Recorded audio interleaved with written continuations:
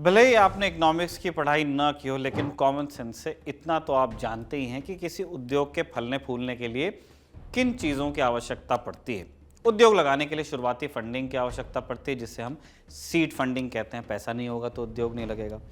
कागज पत्तर कम से कम करना होगा, जिससे फोकस बिजनेस पर ज़्यादा जाए। प्रोडक्ट की मार्केट में डिमांड होनी चाहिए। और चौथा, इमरजेंसी सिचुएशन में इतना बैकअप कि बिजनेस को बचाया जा सके और उसके बाद फिर से उसे आगे बढ़ाया जा सके। लेकिन अगर एक एक करके इन चारों की कमी पड़ जाए तब क्या होगा? स्वाभाविक है, बिजनेस घाटे में जाएगा और फिर बंद भी हो सकता है। ऐसा कुछ पिछले 8 सालों में सिर्फ एक उद्योग के साथ नहीं बल्कि पूरे देश में हुआ है। ऐसा हम नहीं कह रहे, ऐसा देश और विदेश के कई अर्थशास्त्री मानते हैं। कई एक्सपर्ट्स का मानना है कि पिछले 10 सालों में इकोनॉमी के मोर्चे पर देश को 3 बड़े शॉक्स लगे: नोटबंदी, जीएसटी और कोविड। इनकी वजह से बिजनेस पर भारी असर हुआ। इसी पर इंडिया रेटिंग्स एंड रिसर्च ने एक रिपोर्ट निकाली, जिसका शीर्षक है monthly macro view, economic loss post 2016 for informal sector estimated at 4.3% of GDP. इसके मुताबिक इन तीनों शॉक्स की वजह से देश को 11.5 लाख करोड़ का नुकसान हो गया और 1,60,00,000 लोगों की नौकरियां चली गई। आज के एपिसोड में बात इसी पर हम समझेंगे कि कैसे नोटबंदी, जीएसटी और कोविड लॉकडाउन के चलते देश को नुकसान हुआ, किन लोगों की नौकरियां गईं, देश में कितने छोटे छोटे उद्योग बंद हुए। इन सारे सवालों के जवाब खोजेंगे। नमस्ते, मैं हूं निखिल और आप देख रहे हैं जटिल टॉपिक्स को सरल तरीके से समझाने वाली हमारी रोजाना की सीरीज आसान भाषा में।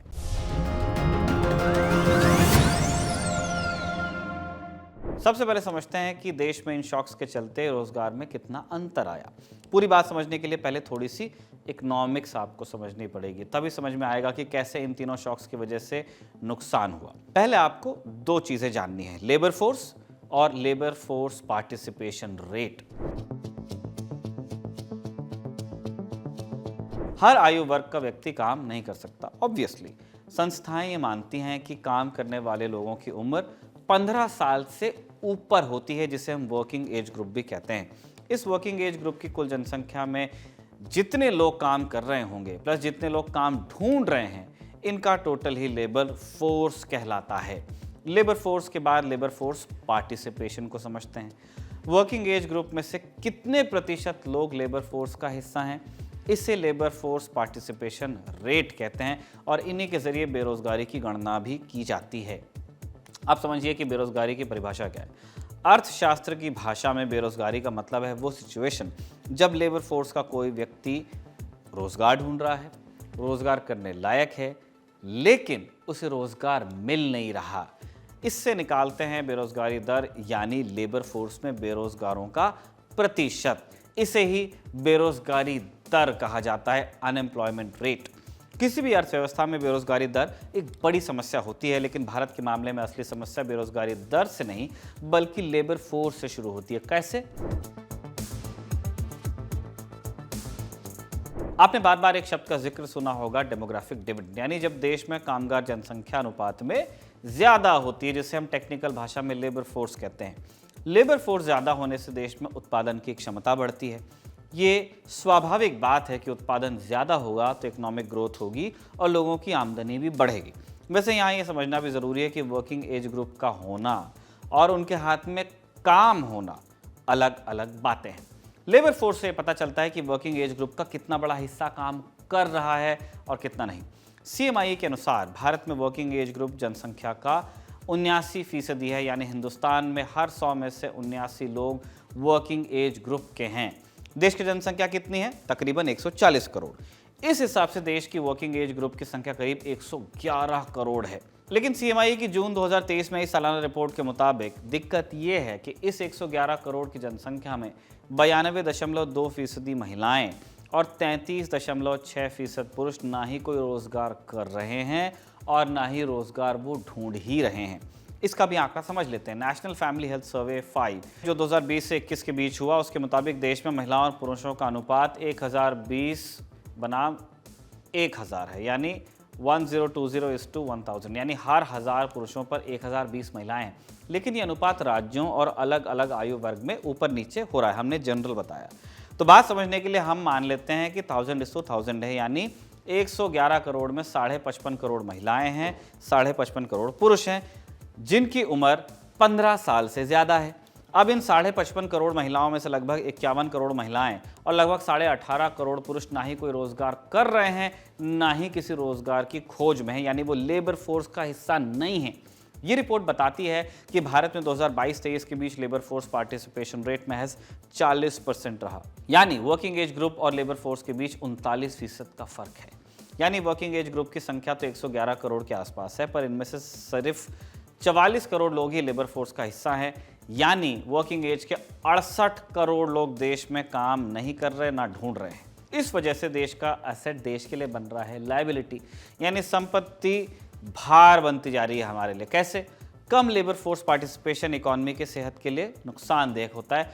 ऐसी सिचुएशन में डेमोग्राफिक डिविडेंड तो मिलने से रहा, उल्टा नुकसान होगा, जिसे इकोनॉमिक्स में डेमोग्राफिक डिजास्टर भी कहा जाता है।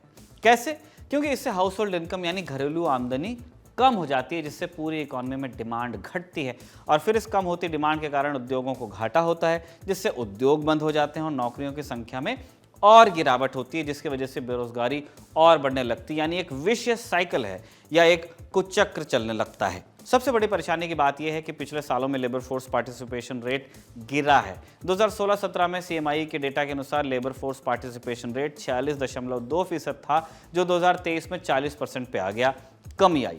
प्रतिशत के मामले में यह अंतर महज 6.2% का है, लेकिन नंबर में ये 7 करोड़ के करीब है। यानी 2016 से 7 करोड़ लोग सिर्फ बेरोजगार ही नहीं हुए, वो लेबर फोर्स से ही बाहर चले गए, यानी वो अब रोजगार ढूंढ भी नहीं रहे। सबसे बड़ी चिंता की बात यह है कि महिलाओं के मामले में लेबर फोर्स पार्टिसिपेशन रेट में लगातार कमी हो रही है। 2016-17 में महिलाओं की भागीदारी 15% थी, जो निरंतर घटते हुए 2022-23 में 8.8% हो गई। महिलाओं की इतनी कम भागीदारी की कुछ बड़ी वजह है, जैसे काम में पुरुषों के मुकाबले कम सैलरी मिलना, एडुकेशन न मिलना, सोसाइटी का प्रेशर, महिलाओं के लिए काम की जगहों में सुरक्षित माहौल न होना वगैरह। हालांकि सीएमआई के अनुसार लेबर फोर्स में 1 से 1.5% की वृद्धि भी हुई है। तो इसका मतलब ये कि देश में नोटबंदी, जीएसटी और कोविड के शॉक्स के चलते लगातार लेबर फोर्स पार्टिसिपेशन कम हुआ है। हालांकि सीएमआई एक निजी संस्था है। भारत सरकार भी बेरोजगारी और लेबर फोर्स का एक सर्वे करवाती है। भारत सरकार के सांख्यिकी और कार्यक्रम कार्यान्वयन मंत्रालय द्वारा पीरियोडिक लेबर फोर्स सर्वे किया जाता है, सालाना सर्वे होता है। अब इसके हिसाब से अगर आप देखेंगे जो सरकारी आंकड़े हैं, उसके हिसाब से तस्वीर दूसरी है।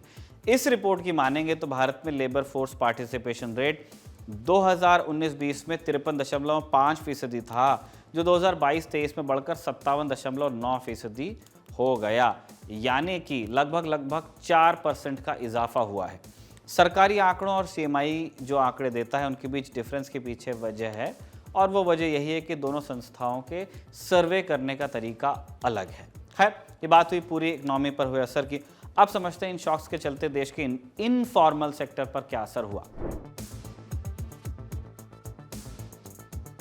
इनफॉर्मल सेक्टर यानी असंगठित क्षेत्र, कंपनीज और कॉरपोरेशंस की दुनिया से बाहर ये वो छोटे उद्योग हैं जहां काम करने वालों की संख्या 10 या उससे कम होती है और वहां काम कर रहे लोगों को पीएफ, पेंशन जैसी सोशल सिक्योरिटी नहीं मिलती। जैसे परचून की दुकान ले लीजिए, पार्टनरशिप में चल रही कोई छोटी फैक्ट्री या मिल जहां 10 से कम लोग काम करते हैं, ट्रैवल एजेंट्स हैं, रेडी पटरी वाले हैं वगैरह।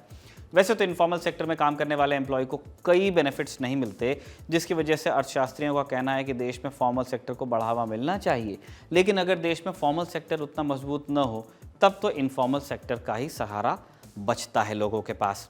भारत के इनफॉर्मल सेक्टर के महत्व को समझने के लिए 2022-23 के पीरियोडिक लेबर फोर्स सर्वे के डेटा को देखिए आप। भारत सरकार की ministry of statistics and programme implementation हर साल पीएलएफएस करवाती है। इसके मुताबिक देश की नॉन एग्रीकल्चर वर्कफोर्स, यानी वो लोग जो खेती के क्षेत्र में काम नहीं करते, इनमें से 75% लोग इनफॉर्मल सेक्टर में काम करते हैं। यानी खेती जो लोग नहीं कर रहे, वो जो आपकी लेबर फोर्स है, उसमें हर 4 में से 3 लोग इनफॉर्मल सेक्टर में ही हैं। इस सेक्टर को 3 बड़े शॉक्स की वजह से बहुत चोट पहुंची है। कैसे? अब उसे समझिए। इसके लिए नजर डालते हैं इंडिया रेटिंग्स एंड रिसर्च की रिपोर्ट पर। India ratings and research Bharat में कंपनियों के आर्थिक आधार पर रेटिंग करती है। अमेरिकी रेटिंग कंपनी फिच इस ग्रुप का हिस्सा है। इसकी report monthly macro view economic loss post 2016 for informal sector estimated at 4.3% of GDP में 2015-16 और 2022-23 के बीच इनफॉर्मल सेक्टर की परफॉर्मेंस पर बात की गई है। इसके मुताबिक 2015-16 से 2022-23 के बीच इनफॉर्मल सेक्टर के करीब 63 लाख उद्योग बंद हुए, जिसके चलते 1 करोड़ 60 लाख लोगों की नौकरियां चली गई। अब एक बार नजर डालते हैं योगदान पर। इसे समझने के लिए आपको एक कॉन्सेप्ट को समझना पड़ेगा, जीवीए यानी ग्रॉस वैल्यू एडेड। ये क्या है, इसे एक आप एग्जाम्पल से समझिए। मान लीजिए कोई 100 किलो गेहूं खरीदता है जिसका दाम 20 रुपये किलो था, कुल दाम हुआ 2000 रुपये। अब वो इसे चक्की में पीसता है और फिर इस 100 किलो आटे को पैकेट में भरकर मार्केट में 40 रुपये किलो के भाव पर बेचता है, यानी कुल 4000 रुपये में उसने बेचा। इसके चलते जो उसने काम किया, इस वजह से देश की इकोनॉमी में 2000 रुपये की बढ़ोतरी हुई और इसको कहते हैं ग्रॉस वैल्यू एडेड। कितनी वैल्यू ऐड हुई। अब अगले साल ए अपनी प्रोडक्शन कैपेसिटी को बढ़ाता है, 100 की जगह 110 किलो गेहूँ 20 रुपये में ख़रीदता है और उसे पीस देता है और आटे को 50 रुपये किलो में बेचता है, 10 रुपये बढ़ाए उसने, यानी कुल जीवीए 5500 माइनस 2200 यानी 3300 रुपये हुआ। अगर प्रतिशत में देखेंगे तो जीवीए में 65% का उछाल आ गया। ऐसे ही इकोनॉमी में अलग अलग सेक्टर होते हैं जो रॉ मटेरियल खरीदते हैं और उसे प्रोसेस करते हैं, फिर मार्केट में बेचते हैं। रॉ मटेरियल के कॉस्ट और प्रोडक्ट के दाम का डिफरेंस जो आता है उसी को उस पर्टिकुलर सेक्टर का जीवीए यानी ग्रॉस वैल्यू एडेड कहा जाता है। अब यहाँ एक पेंच भी है। ए ने प्रोडक्शन तो सिर्फ 10 किलो का बढ़ाया, लेकिन दाम बढ़ाने की वजह से जीवीए बहुत ज़्यादा बढ़ गया। इसे कहते हैं नॉमिनल जीवीए। अर्थशास्त्रियों ने इस दाम से होने वाले इम्पैक्ट का भी जुगाड़ निकाला, जिससे प्रोडक्शन और वैल्यू एडिशन की सही तस्वीर दिखे और उसके लिए दाम को कांस्टेंट कर दिया गया और इसे कहते हैं रियल जीवीए। अब समझते हैं कि इनफॉर्मल सेक्टर से देश के कुल रियल जीवीए में कितना योगदान हुआ। साल 2010-11 में भारत के इनफॉर्मल सेक्टर से करीब 6,80,000 करोड़ का वैल्यू एडिशन हुआ। 2015-16 तक ये ऊपर गया और बढ़कर 9.7 लाख करोड़ हो गया, यानी 9,70,000 करोड़। लेकिन साल 2021-22 में ये घटकर 8,90,000 करोड़ पर आ गया। हालांकि साल 2022-23 में कुछ सुधार भी हुआ, लेकिन ये संख्या फिर भी 2015-16 के आंकड़े को नहीं छू पाई। 2022-23 के बीच इस सेक्टर का सबसे बड़ा नुकसान इनफॉर्मल सेक्टर के व्यापारिक सेक्शन को ही लगा, यानी उन लोगों को जो ट्रेड से जुड़े थे। 2015-16 के मुकाबले जीवीए में करीब 30,000 करोड़ रुपए का नुकसान हुआ। हालांकि मैन्युफैक्चरिंग और सर्विसेज ने कम से कम 2015-16 के जीवीए के लेवल को हासिल कर लिया। रिपोर्ट के मुताबिक इनफॉर्मल सेक्टर की हिस्सेदारी भी 2015-16 के मुकाबले कम हुई है। साल 2015-16 में देश की मैन्युफैक्चरिंग में इनफॉर्मल सेक्टर की हिस्सेदारी करीब 12.5% थी, जो 2022-23 में घटकर 10.2% रह गई। सबसे बड़ी गिरावट सर्विसेज के मामले में देखने को मिली। साल 2015-16 में देश की कुल सर्विस सेक्टर में इनफॉर्मल सेक्टर की हिस्सेदारी करीब 47% थी, जो साल 2022-23 में घटकर 32.3% हो गई। देश में इनफॉर्मल सेक्टर का योगदान भी इस टाइम फ्रेम में 25.7% से घटकर 18.2% हो गया। अब इससे फ़र्क क्या पड़ा उसको समझिए आप। जीवीए में हिस्सेदारी और सेक्टर में हिस्सेदारी कम हुई, इससे लोगों की ज़िंदगी पर असर हुआ। कैसा? दो तरीके से समझिए। पहला, शॉक की वजह से 2015-16 के मुकाबले अभी क्या स्थिति है, यानी रियल तस्वीर क्या है। दूसरा, अगर ये तीन बड़े शॉक नहीं लगते तब तस्वीर कैसी होती। शुरुआत करते हैं रियल तस्वीर से। साल 2015-16 में इनफॉर्मल सेक्टर में 11 करोड़ 13 लाख लोग काम करते थे, जबकि साल 2022-23 में इन सेक्टर्स में रोजगार की स्थिति खराब हुई, जिसके चलते अब सिर्फ 10 करोड़ 96 लाख लोग काम करते हैं, यानी समय के साथ रोजगार बढ़ने की जगह कम हुआ। सबसे ज़्यादा नौकरियां मैन्युफैक्चरिंग सेक्टर से खत्म हुई, करीब 15% की गिरावट आई। हालांकि ट्रेड और सर्विसेज सेक्टर में नौकरियां बढ़ी भी। रिपोर्ट के मुताबिक इस बढ़त के पीछे देश में ई कॉमर्स और गिग इकॉनमी है। गिग वर्कर्स कौन होते हैं? गिग वर्कर्स वो होते हैं जहां पारंपरिक बॉस एम्प्लॉय कंपनी वाला रिलेशनशिप नहीं होता। इसमें दो प्रकार हैं। एक, प्लेटफॉर्म गिग वर्कर्स जो किसी प्लेटफॉर्म या कंपनी से जुड़कर काम करते हैं। ओला ड्राइवर हो गए, स्विगी डिलीवरी बॉय हो गए, आपके जो लोग उबर चलाते हैं या जो अर्बन कंपनी टाइप के सर्विसेज में पार्टनर बने हुए हैं। दूसरे हैं नॉन प्लेटफॉर्म गिग वर्कर्स जो अपना काम करते हैं, एक तरह से फ्रीलांसर कह लीजिए, photographers, content writers, website designers. ये बात हुई रियल तस्वीर की। आप समझते हैं ट्रेंड को, यानी अगर ये तीन शॉक्स इकॉनमी को डिस्टर्ब नहीं करते तो क्या तस्वीर होती। साल 2010-11 से 2015-16 के बीच देश में इस सेक्टर की हर साल करीब 12.9% से ग्रोथ हो रही थी। इंडिया रेटिंग्स की इस रिपोर्ट में बताया गया है कि अगर ये ग्रोथ रेट 2015-16 के बाद भी टिकी रहती तो साल 2022-23 में इनफॉर्मल सेक्टर करीब 26,90,000 करोड़ रुपए की इकोनॉमी उसकी होती, लेकिन शॉक्स के चलते साल 2022-23 में सिर्फ 15,40,000 करोड़ रुपए तक ही रह पाई। रिपोर्ट के मुताबिक देश को इस वजह से 11,50,000 करोड़ का नुकसान हुआ, लेकिन ये एक अनुमान है। पूर्व में जब रेटिंग एजेंसीज ने इस तरह के दावे किए हैं, तब सरकार ने इन रिपोर्ट्स की मेथोडोलॉजी पर सवाल उठाया है और अपने प्रदर्शन का बचाव भी किया है। ऐसे में इंडिया रेटिंग एंड रिसर्च की रिपोर्ट को कितनी गंभीरता से लिया जाए, अब ये सुनिए। India ratings and research report actually government के डेटा पे आधारित है। कुछ दिनों पहले गवर्नमेंट ने annual survey of unincorporated sector enterprises report release करी थी 2021-22 और 22-23 के डेटा के साथ। पर ये दोनों सालों का डेटा कंपेयर करने के बजाय हमें इस डेटा को एक नॉर्मल पीरियड से कंपेयर करना चाहिए, जैसे 2015-16 का डेटा, क्योंकि 21-22 में कोविड के प्रभाव के कारण बहुत सारे व्यवसाय बंद हो गए थे, नौकरियां चली गई थी और इकोनॉमिक आउटपुट का बेस छोटा था। 2015 से 2023 की अवधि के दौरान अगर आप देखें तो अनिगमित उद्यम जैसे कि छोटे व्यवसाय लगभग 20 लाख बढ़कर 6.5 करोड़ हो गए थे। लेकिन एक्सपर्ट्स का अनुमान है कि यदि 2010 से 2015 की वृद्धि बरकरार रखी गई होती तो करीबन 80 लाख नए यूनिट स्थापित होने चाहिए थे, जो सिर्फ 20 लाख हुए।